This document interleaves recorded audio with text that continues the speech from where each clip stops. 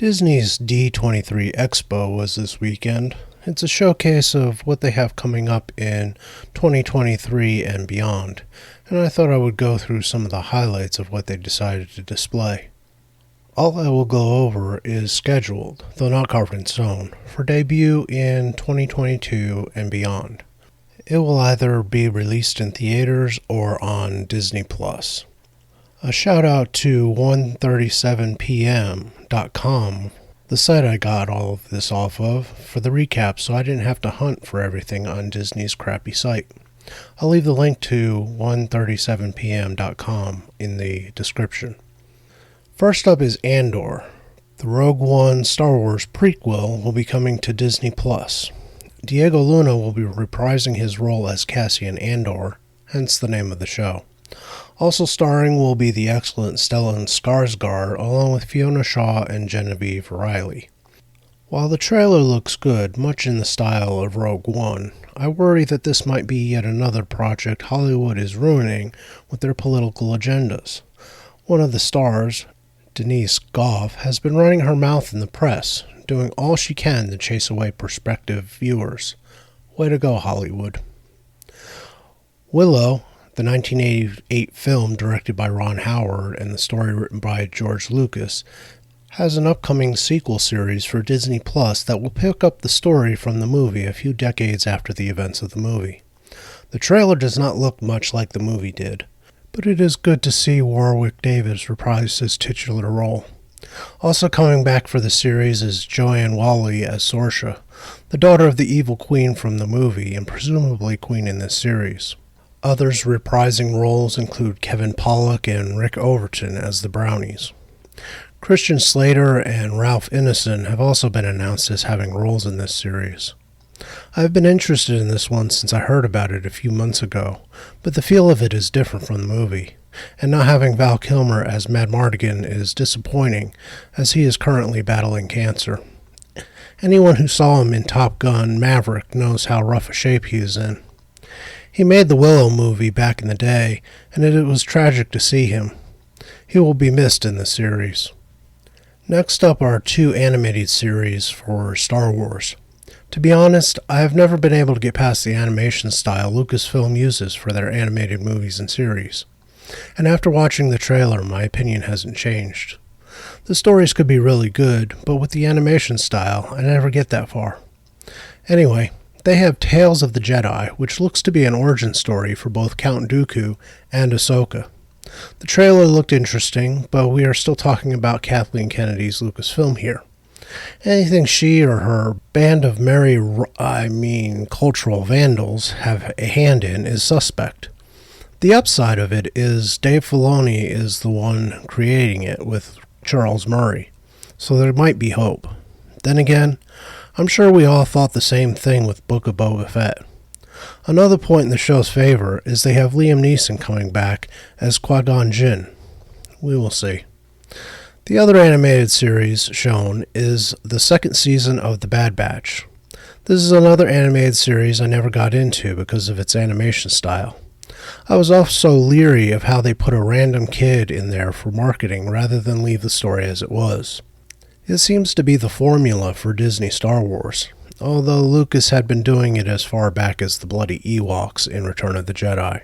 The story looks interesting if you are at all interested in that animation style or can look past it despite itself.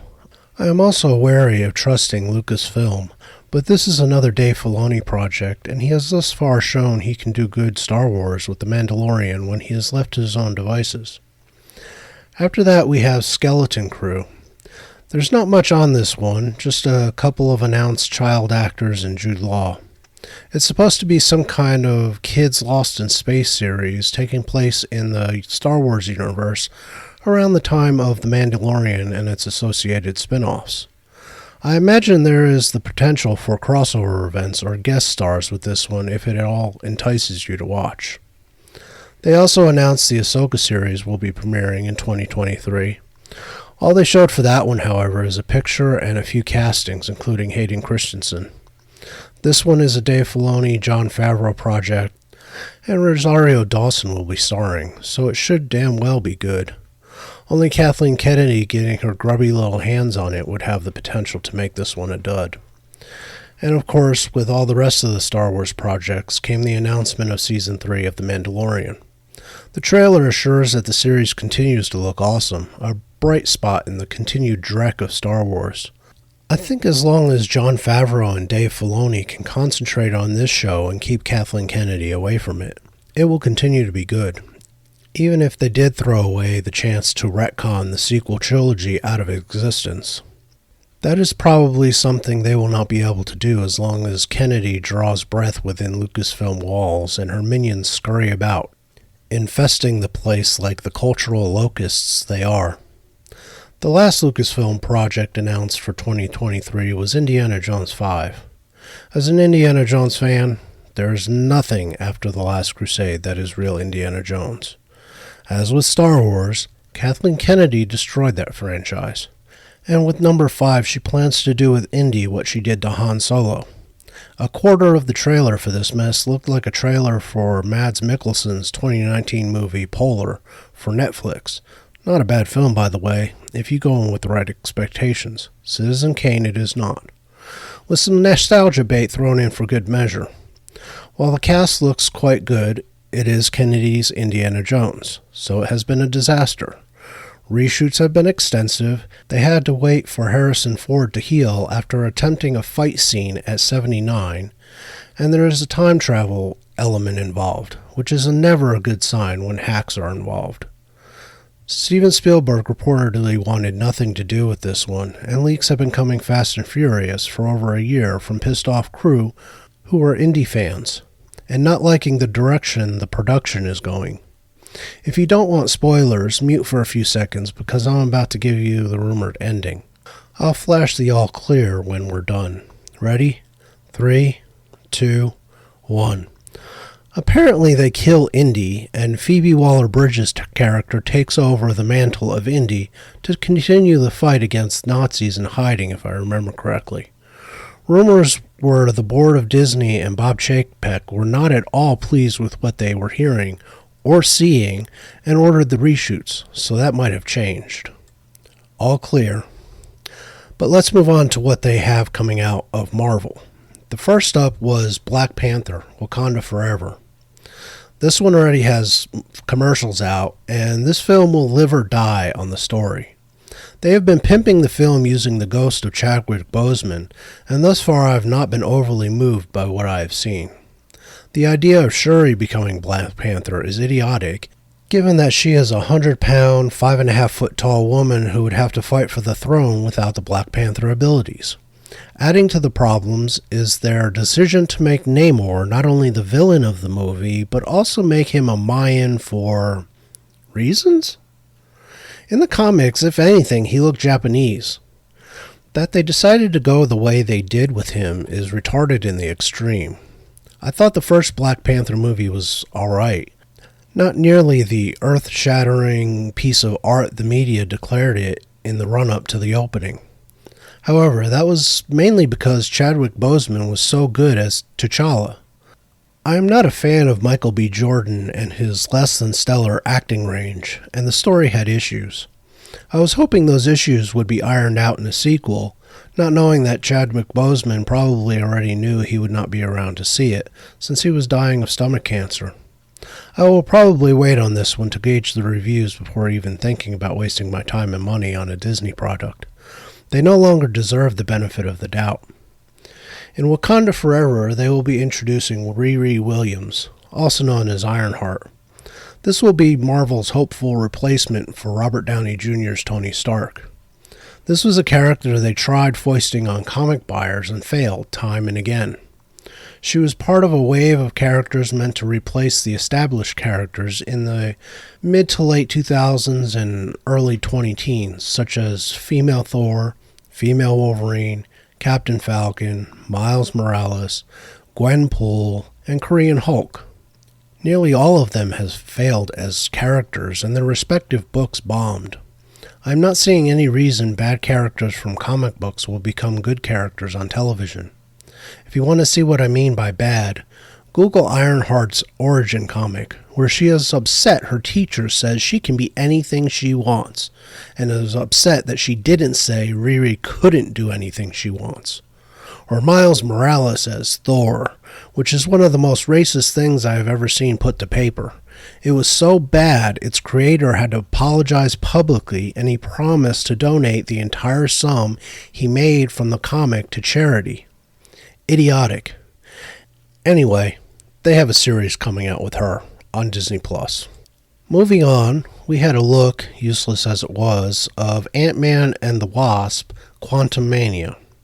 I would be honest, if they decided they were never going to do another Ant-Man movie, I would be fine with it.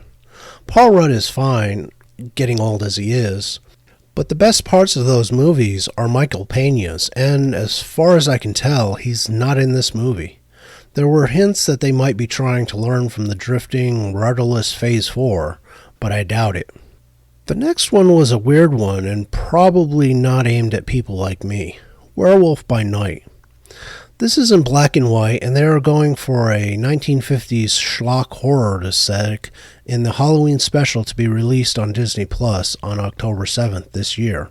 It's from a comic from the 1950s that was revived again in the 1970s. The cast is made up of people I have seen attached to other projects, but nobody of particular note. It might interest horror fans, but I don't care for horror. I saw My Bloody Valentine, the original, when I was 5 and found it funny.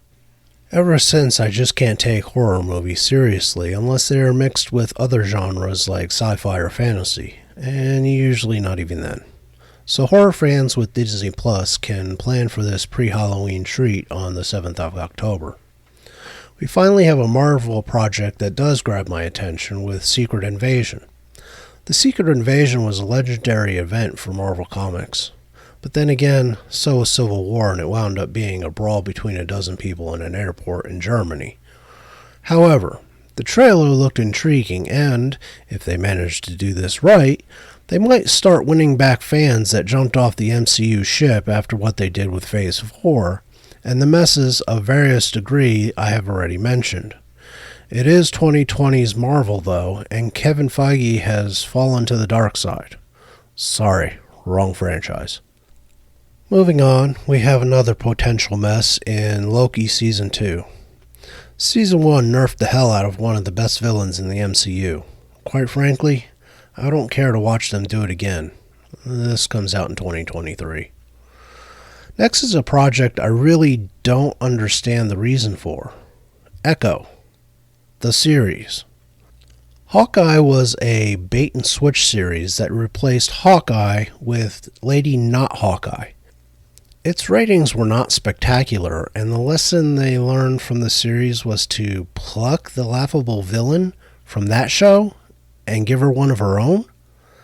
Help me out with this one, Disney. Hawkeye nerfed the hell out of both Hawkeye and Kingpin, something Marvel fans are not going to forget. So why would they want to watch a series about a villain from that show? Speaking of Kingpin, not only will he be in Echo, he will also be in Daredevil Born Again. Now, if they were smart, which Phase 4, MCU, and Star Wars clearly show Disney is not these days, they will take the writing style of the Netflix series and just continue that. It has the potential to not only become the biggest series on Disney Plus, for Marvel at least, but it also has the potential to bring in subscribers, unlike the direct Marvel has put out over the last year or two. But I doubt they will be that smart, especially if they try to adapt the Born Again run of Daredevil from the comics. It was a great run on Daredevil, but it is one that dealt with subjects none of Hollywood is capable of doing correctly these days. We will find out soon, and hopefully they will not destroy Daredevil on She-Hulk in the interim. We have 3 films to round out the Marvel section of this recap. First up is one I probably will be skipping, Captain America New World Order. I was a big fan of Anthony Mackie as Falcon in the MCU. He made that character his own, and then Falcon and the Winter Soldier came along and they completely screwed him. I know he was made Captain America in the comics by Marvel, but how's that going for them? Well, given that the entire industry is driving itself off a cliff with bad art, bad writing, and even worse characters, not good. If they are adapting something from the comics, it will be bad. If they aren't, it could be even worse. It comes out on May 3rd, 2024. The second film I'm not sure about. Thunderbolts will have an interesting cast, but my faith in Marvel is approaching LucasFilm levels. It is a comic I never collected, but the concept is interesting. What the concept for the movie is, I don't know, since all they gave us was a cast rundown along with their characters. Florence Pugh-Yelena will probably be the lead, with Sebastian Stan as Bucky Barnes. The rest of the team is David Harbour's Red Guardian, Wyatt Russell's U.S. Agent, Hannah John Kamen's Ghost, and Olga Kurylenko's Taskmaster. Julia Louis-Dreyfus will probably be their leader as Valentina Allegra de Fontaine. I'm not very confident this will not be more Phase 4 mess, given the director has done more music videos than television episodes and movies combined. It will release on July 26, 2024. The last of the three films and the last Marvel project is The Marvels. Now, this was supposed to be Captain Marvel 2. However, Brie Larson is so unlikable to most of the Marvel audience that Disney decided to demote her in hopes of salvaging the sequel. After all, Captain Marvel did make $1 billion. Yes, it was sandwiched between two Infinity War Avenger movies, and clever marketing made you think you had to see Captain Marvel to get Endgame, but it was still $1 billion. Not even Disney sneezes at that. Regardless, this will probably be a glorious disaster of epic proportions, unless they manage to reuse the formula from the first movie and sandwich this between Avengers movies. They will be throwing Kamala Khan in there from The Bomb That Was Miss Marvel on Disney+, and Monica Rambeau of the "They will never know what you sacrificed" line in WandaVision. So that'll be awesome. Somehow. Probably. Not. Anyway, it comes out July 28th, 2023, if anyone cares. The last movie in the recap is the holdover from the Disney buyout of 20th Century Fox's properties, Avatar: The Way of Water. The first Avatar movie was a wonder of visual splendor that restarted the 3D craze that lasted a little longer than the cultural impact of the rather preachy and mediocre story. For a movie that blasted into the top spot on the all-time box office records, you would think the lasting cultural footprint of Avatar would be bigger, but it isn't. Most people stopped thinking about it before it even left theaters, and I would be willing to bet that the cable rerun numbers on it are a lot lower than, say, an MCU or Star Wars movie. For something that took James Cameron over a decade to complete, it should be magnificent. However, the trailers have thus far failed to move me, especially since I have already seen potential plot holes just from said trailer. It drops into the theaters on December 22nd, 2022, and filming for Avatar 4 has already begun production. Avatar 3, if you were wondering, was filmed with The Way of Water. It has been scheduled for a December 2024 release date. Avatar 4 and 5 have tentative release dates for December 2026 and 2028, respectively. Other announcements without details worth noting, or just crap I don't care about, include Hocus Pocus on Disney+, comes out September 30th, 2022. Disenchanted, the sequel for Enchanted, on Disney+, out November 24th, 2022. Live action Little Mermaid, out May 26, 2023. Peter Pan and Wendy on Disney+, out sometime in 2023. A woke-sounding animated series called Iwaju, also out in 2023 on Disney+. A weird animated movie called Elemental, out on June 16th, 2023. A middle school softball movie called Win or Lose, out in late 2023. An animated movie called Elio, out in spring 2024. an animated sequel to Inside Out for summer 2024, and National Treasure: Edge of History on Disney Plus, December 14th, 2022, and Fantastic Four coming out November 2024. Most of that stuff is either for the kiddies or looks like complete trash, so I won't be interested. I'm kind of worried about them ruining Fantastic Four like they've done the last few Marvel movies at Disney, so I guess we'll get to see about that one soon. Well, my little heathens, that is all for what Disney has planned that looked of interest from their D23 Expo. Another shout out to 137pm.com for their article summing it all up. It looks like a mix of the good, the bad, and the ugly, but we will see. If you like what I do here, like, subscribe, and comment to help me out with the algorithm. Also hit the notification bell so you know when I post new videos. And I will see you in the next video.